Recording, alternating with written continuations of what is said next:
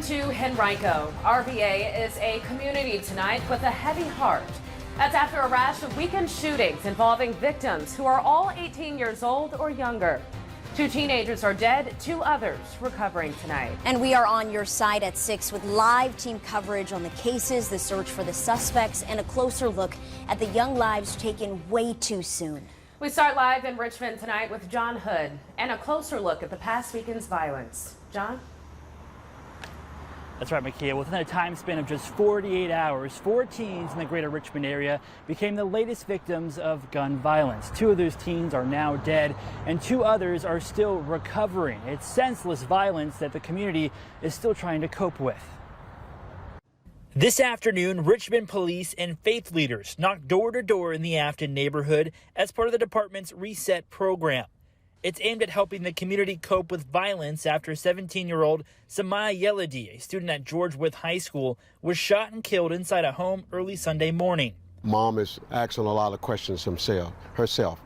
Why would someone come into her home and destroy the livelihood that she has worked so hard to prepare for her young one? Samaya was a bright young lady, a cheerful young lady, full of joy, full of life, loved school.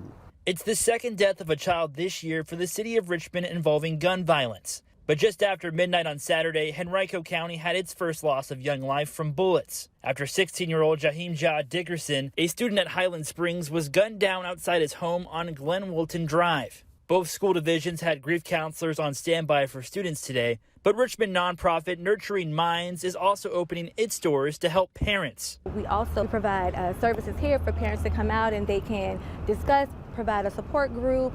We're actually in the process of putting together a dinner called The Love Left Behind to assist parents in processing through and developing trauma healing. Another 17-year-old was shot on Sunday in Henrico's West End, and just a few hours later, an 18-year-old was shot off of East Broad Street in Richmond. Both are recovering, but it's senseless violence like this weekend that community activists say they need all the support they can get to change it. We need all the other community groups to come out and let's rebuild this village, just as we have over at Belt Atlantic, just as we have over in Hillside, and just as we will do here in Afton.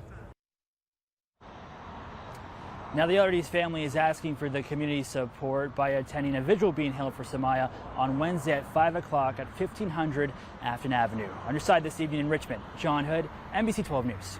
Thank you, John. Right now in Henrico, the community